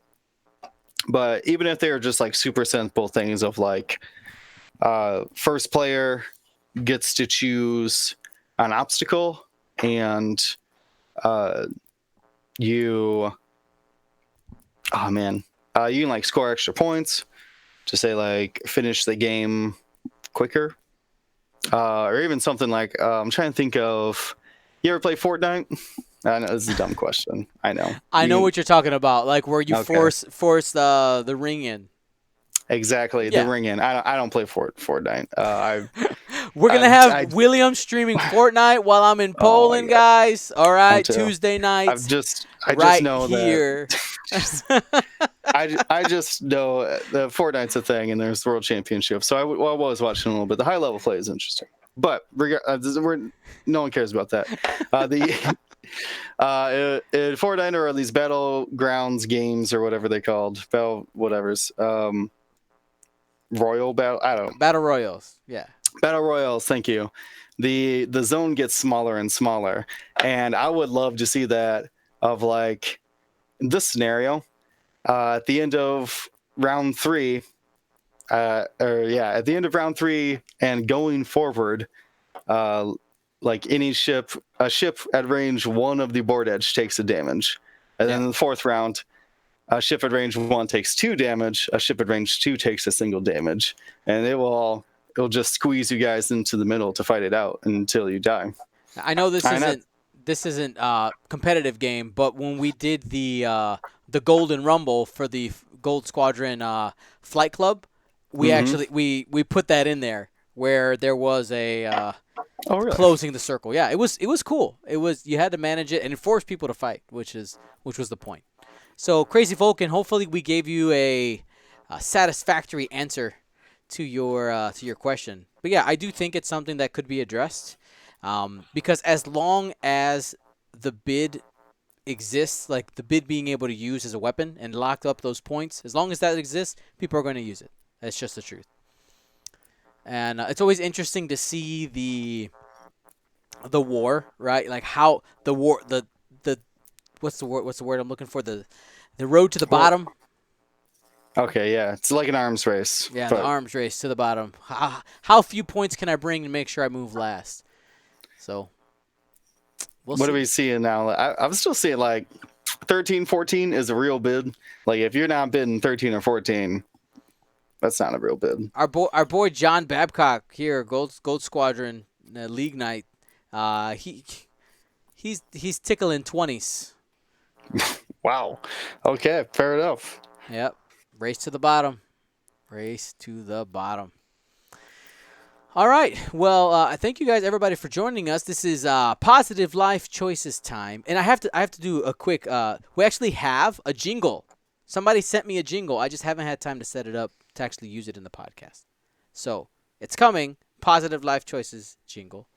Well, I guess I started the podcast. Were we actually recording when I talked about that? I don't think so. So I'm working on. I've been running again, which is good. Ran a couple times this week, and honestly was gonna run today. It's a little bit late right now. Maybe I might still run before I go to bed. We'll see. I'd like to get a run in before I head out to Gen Con tomorrow, which for you listening, I might be driving while you're listening to this right now, Wednesday. But things are going good. Feeling good, feeling healthy, which is really the best thing. And we have in our house have gotten rid of a lot of junk food. Gotten rid of a lot of it. That's in the house. Obviously, having a kid sometimes a little hard not to have like some things like small snacks for her. But I motivate myself not to eat those because I'm like, wow, I'd be a really bad dad if I ate my daughter's teddy bear crackers. Right? So just trying. Little by little, physically feeling really good. Yesterday, I'll talk about yesterday. Yesterday, I did a 5K. Right? I usually run around 3 to 4 miles whenever I run, and like I ran it, and I was like, my time was up. I had to go upstairs and get ready for bed and stuff. But I was like, man, I felt really good. Like I felt like I could still run a few more miles and be fine. Like I usually run with the towel over the treadmill numbers, and just like watch movies. And I was running, and the time right now, I was like, oh, I guess I'm done. I was a little upset because I wanted to keep watching my movie, but had to give it up. My goal for myself for all these vacations is not, I'm not going to say lose weight because that would be ridiculous. I want to be the same weight. I want to stay even from now until the end of this stretch, this 6 weeks of nonstop streaming. That's the goal. Stay the same. That's pretty good. You'll be able to achieve that easily.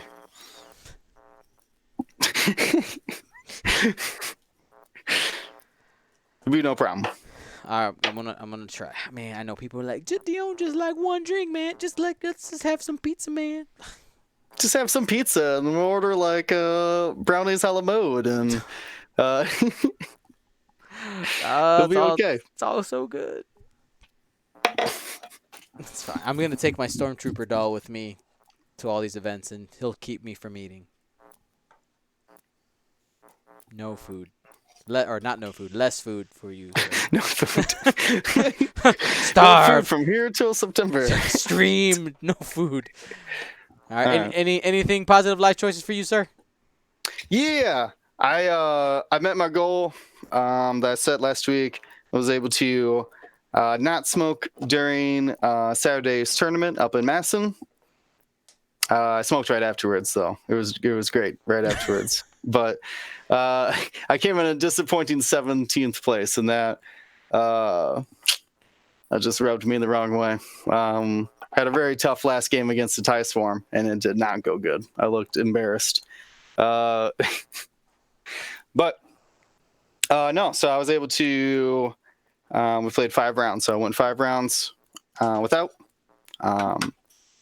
and that will hopefully be the. Hopefully that will be forever now. I'm trying not to. So accomplished it once, Dion. Should be easy to accomplish it again. So no more smoking at tournaments. There you go. Little by little. Isophane in the chat saying, I got you, Dion. I have apples and bananas for snacks, and I have a treadmill if you want to use it in Sacramento. Yes. Yes. So here's the thing. Because of how long streaming takes, I'm going to have to be, in order to get my running in, I'm going to have to be a little antisocial, just a little bit. Because I'm either going to have to run before or after, which most likely will be after. Maybe. I don't know. We'll see. But yeah, I think we're done for today, man. You got any shout outs to anybody? Anything you want to throw in before we shut it down? Marcel never showed up. Rest in peace, our brother. No, that's it. Just shout out to everybody going out to Gen Con. Go out there. Remember for any conventions, little pro tip, everything is going to be fine. Something will happen, and it's going to be okay. You know what I mean, Dion? Yeah, man. Yeah, like my tips here, talking about competitive environments, don't get high stress, have fun. Play the game. Something goes wrong in the game, it happens, move on. We'll play. You get to play another time. You're there to play games. If you've paid all the money to go to Gen Con, you're there to have a good time. So have a good time, especially all these events, any of these events that are happening. Like, let's focus on having a good time, keep that community feel, and just try to keep it positive. And with all these events, make sure you're doing things like washing your hands. Bring hand sanitizer. Bleach your diet. I'm just kidding. Don't do that.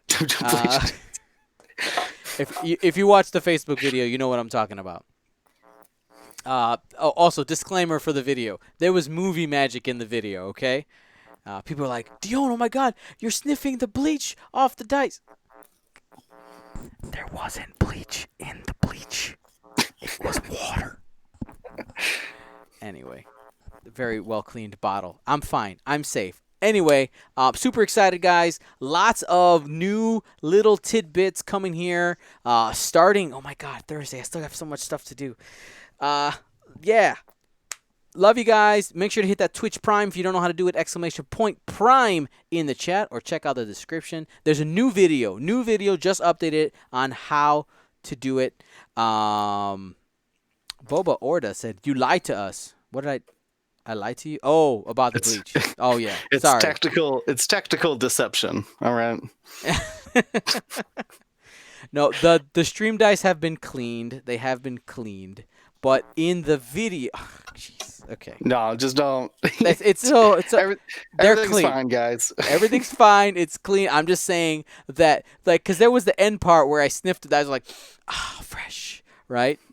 So there were no bleach on the dice anymore because it got rinsed like a bajillion times. Okay, hmm it was all fine. Also, the bleach in the bottle was extremely diluted, which means like the correct amount of bleach in order to clean things. You need very little. Watch for next week's tip on how to clean your dice. I already have that one planned. That one's gonna be fun. But anyway, for everybody here at Gold Squadron, out. Out.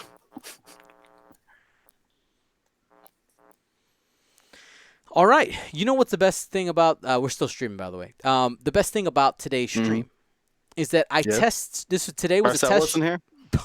No, Wrecked. sorry. I had Wrecked. to. Keep F for Marcel, please. Put it in the chat right now. Sorry, go ahead. I couldn't resist. Anyways. So today I streamed on the new laptop. On the second laptop. On the second laptop. So it works. That's what I'm. Now I got to check the recording to make sure that that's still working. But yeah, dude, you got to get it all ready for me because I don't understand half the programs on it. I mean, I understand them. I don't know what I'm doing. Well, though. so we'll maybe talk about it offline of this. But yeah, things are good. Oh, sure. Yeah. There's the F's. What color is that lightsaber? Sorry, not William. Ryan still needs to send me my blade. I can't reveal it until the blade has arrived. The drama. Hello. People want me to just give away all the secrets all the time. I know I'm bad at keeping. I mean, I'm good at keeping secrets for real stuff, but like fun secrets, I'm terrible. I just want to share all the knowledge. F for Ryan. Yeah, Ryan Farmer, send me my blades, please. All right, guys, we're gonna go ahead and sign off here so I can get everything uploaded and all the things, and so that God, I still gotta. I kind of want to turn the camera to show the ridiculousness of what my office looks like right now, but it would be ridiculous. Do we need to blast 5 letter pot? No, don't blast them. Our blades against the floor rules. Oh Jesus, we're gonna start the trolling about floor rules. Don't. I tried to score some penalty points for shouting Star Wars quotes improperly. Oh, did you now? I didn't get any though. I want some points. Start screaming. I hate sand. That should get you at least a couple. Yeah, I was. No, I was. So far, I don't know. There's been a lot of debate. I was kind of testing it out. It doesn't look like anybody cares about sharing dice. It's all just fantasy. It's not a real thing. It's all the memes. Nobody cares. Yeah, no, people will share the dice. I was asking people too. I was like, I brought like just enough for my list to roll dice, like what my list needed. You know what I mean? Mm-hmm. And I brought them in core set dice. I told everybody, I was like, my dice are rolling pretty bad, so can I use yours? No one seemed to have a problem with it. Somebody wanted to use my dice, and I was like, that's a bad decision. Okay. But we can if we want. Oh man, my dice have been slaying people lately. They're dramatic dice. I've trained them in theater. Oh, yeah. Mm-hmm. It's only natural or blanks in between. Mm-hmm. Mm-hmm. And they make sure when you have a target lock to roll all focuses. Yeah, I got some dice like that. All right, man. Oh, God, I gotta get all this stuff ready to go. Well, at least I don't have to put at least. So yeah, there's no League Night stream tomorrow, by the way, everybody. No League Night stream. Lebo24, Dion, your dice always seem to hate me. A sad face. I think that's Lysander. Lysander, I'm gonna get to your message after this. Man. You ever have that feeling where you have so much to do where you just feel like doing nothing? Yeah, it's called paralyzing anxiety. That's how I feel right now. Yeah, that's like me every time my alarm goes off in the morning.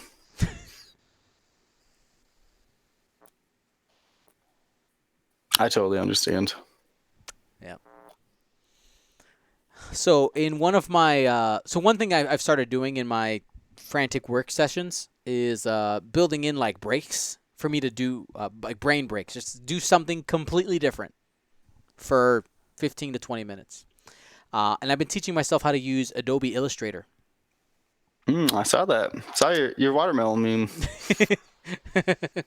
So as a little project, I'll pull it up here so that people can see. As a little project, uh, my wife said she wanted me to make a cartoon thing, and I was like, well, what cartoon, like to cartoonize something, give it a personality.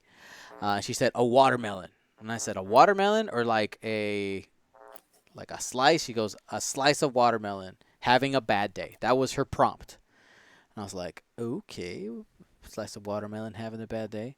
So I did, and I'm pulling it up now. Just need a minute for those who are watching. And I had a great time making it. I had so much fun, and it really helped relieve my anxiety for the evening. Like I was not feeling very good, and feeling much better now. Here we go. Go ahead, pull it up now. Yeah, that button. Just love it. So the joke, right? They're eating him from the wrong side. It's such a cute little watermelon. Will, that's a cute watermelon. You know that is. Well, he looks terrified. I know, but he's cute and scared. I don't know. It was fun. Just getting my hands into Illustrator, and I honestly, it gave me a bunch of ideas for some things I want to do for us. Like, what if I made a cartoon William Higwood? Hmm? Oh yeah. Yeah. Okay. And a cartoon Dion. And a cartoon Marcel. Like, I think that'd be hilarious and fun.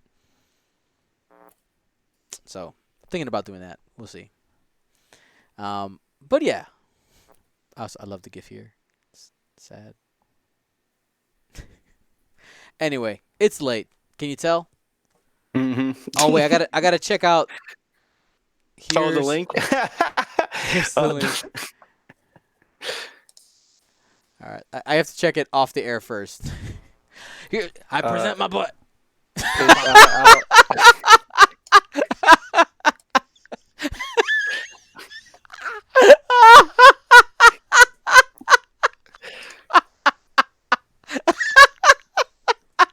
Oh, oh God. Oh man. Oh, that was great. That was great. They heard it. They heard it. That was Yep. God, that was amazing. Yep, no context, Nope. just those things. No big deal. Yeah. Oh, that's amazing. All right, guys, we're gonna shut We're this gonna lose. thing down. We're gonna lose our non-explicit for that. I'm sure. No, we're PG. No. I swear, Twitch. All right, guys. Thanks for hanging out. Thanks for having a good time. Good night. Yep. Good night, everybody.